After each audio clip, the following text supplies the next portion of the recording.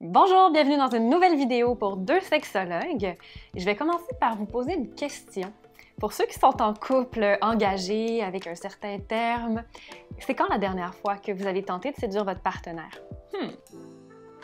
Donc aujourd'hui, on parle de séduction dans une relation engagée.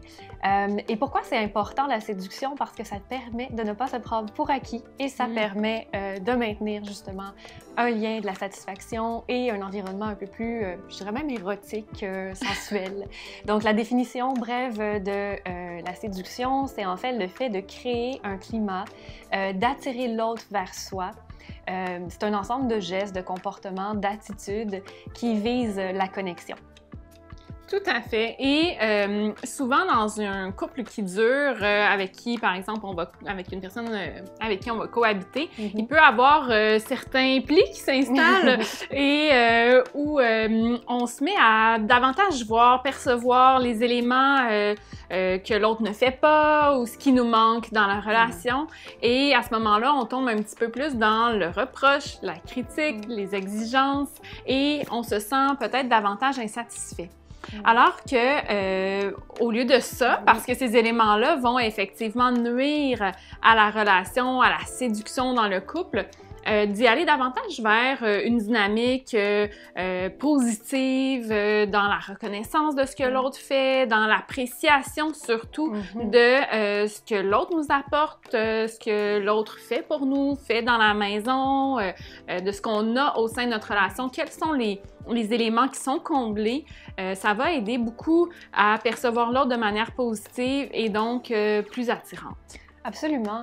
Et en fait, c'est ça. Il y a quelque chose de très positif dans la séduction. On peut commencer par quelque chose de très simple, en fait. C'est justement, est-ce qu'on continue de prendre soin de soi? Oui. Ça ne veut pas dire de ne pas se laisser aller à quelque chose de relax de temps en temps, mais je pense de porter attention quand même à comment je me présente. Est-ce que je mets le parfum qu'il ou qu'elle aime? Est-ce que je fais attention à mon apparence? Donc, ces choses-là, sur le long terme, ont quand même un impact positif pour le maintien, justement, de l'attirance, de l'attrait. J'ajouterais juste un point par rapport à ça, c'est que des fois, les gens vont dire « Ah ben, maintenant qu'on n'est plus ensemble, l'autre, je vois qu'il ou elle se reprend en main, se met à s'activer, à bien s'habiller, toutes les choses que j'aurais aimé qu'il ou elle fasse pendant notre relation. » Donc, des fois aussi, se demander si j'étais plus avec cette personne-là, qu'est-ce que je ferais différent pour retourner vers la séduction? Mais ça peut peut-être aider aussi à dire « Ben, il y a une manière de prendre soin de moi au sein du couple pour maintenir, comme tu dis, cet aspect-là. Oui, c'est de le cultiver au quotidien. Un autre élément, en fait, qui peut se rattacher à la séduction, c'est vraiment tout ce qui va concerner notre attitude, mais aussi l'intention derrière nos gestes. Donc, on pourrait se donner un petit bisou en quittant pour le travail, ou si je fais un peu plus attention à la séduction, je pourrais donner un bisou un peu plus langoureux ou qui laisse un petit peu là, les points de suspension que j'aime appeler.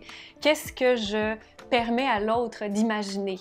Donc, que ce soit au niveau aussi même des touchers, des caresses, parfois on va y aller dans l'affectif.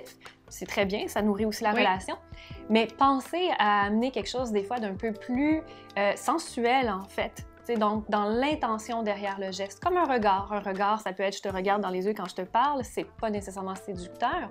Par contre, si je fais un regard un peu plus soutenu, coquin, je peux laisser l'autre rêver. Donc, la séduction, c'est d'amener aussi quelque chose dans l'imaginaire de l'autre personne. Un autre élément qui va un peu dans le sens de amener du positif, de l'appréciation dans la relation, c'est de penser compliments, surprises. Donc, ces éléments-là vont davantage plaire. Donc, que ça soit des compliments au niveau de l'apparence, de comment on trouve notre partenaire, ou certaines personnes, ça va être davantage des compliments sur leur personnalité, sur sur la fierté qu'on a à leur égard. Donc, juste de garder en tête ces éléments-là, puis de se dire, ben, j'ai besoin de nourrir positivement ma relation, de m'intéresser à l'autre, d'être curieux, curieuse envers mon partenaire pour lui donner le sentiment qu'il est désiré, désirable, qu'il ou elle nous plaît encore à travers ça. Tout à fait. Et d'ailleurs, c'est bien de vivre des émotions, de la nouveauté ensemble. On pourrait penser, par exemple, à l'interdit. C'est un activateur d'éros, mais justement, l'interdit, des fois, c'est un petit peu difficile à mettre en place pour vrai. Donc, on veut nuancer et dire créer de l'interdit. Donc, ça peut être simplement sortir d'un cadre habituel, d'aller dans des choses qui sont interdites, mais encore légales, de jouer avec on pourrait dire, les limites. Même des fois dans le jeu de rôle, par exemple, ça pourrait être je me transforme en ta maîtresse ou interdit dans les rôles, par exemple, ou est-ce que ce serait, je sais pas, avec un professeur. Là. Peu importe, l'imaginaire peut servir à vous aider à travailler au niveau de l'interdit aussi. Et ça ajoute un peu plus de piquant ou d'émotion, en fait, entre vous.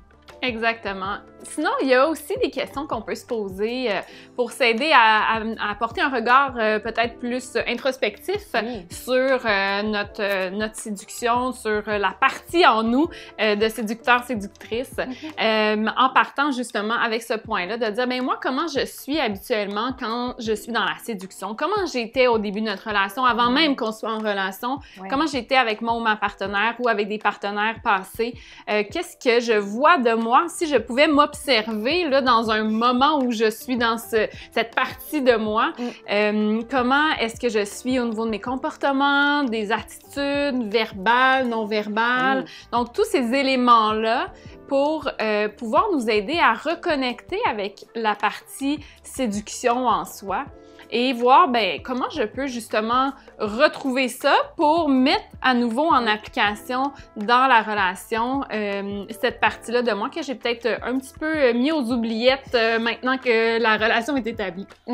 Un autre élément qu'on peut, sur lequel on peut se questionner, c'est de dire, ben, qu'est-ce qui m'a attiré chez l'autre personne? Comment j'ai aimé que l'autre soit avec moi et qui m'a donné envie, qui m'a séduit, pour ensuite pouvoir le partager avec son ou sa partenaire. Parce que des fois, on a l'impression que ce qu'on va faire, on a une idée en tête de ce qui a attiré l'autre personne, mais c'est pas nécessairement ça. T'sais. On pourrait se dire, ah, je pense que la personne, elle a aimé que les regards qu'on s'est échangés. Peut-être oui, mais que l'autre va dire, ben moi, ce qui m'a vraiment séduit, c'est quand c'est ton humour, par exemple. Là, donc, on peut avoir des surprises comme ça et ça peut nous aider à savoir un peu plus qu'est-ce qui attire l'autre, qu'est-ce qui allume l'autre personne et pouvoir contribuer avec ces éléments-là, en fait, à faire des efforts supplémentaires sur ça.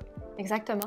Donc, on espère que cette vidéo vous permet de réfléchir à votre propre posture en tant qu'homme ou femme séductrice ou séduisant et comment est-ce que vous pourrez prendre le temps dans ce mois de l'amour, en fait, et même toute l'année, pour vous séduire mutuellement. Merci!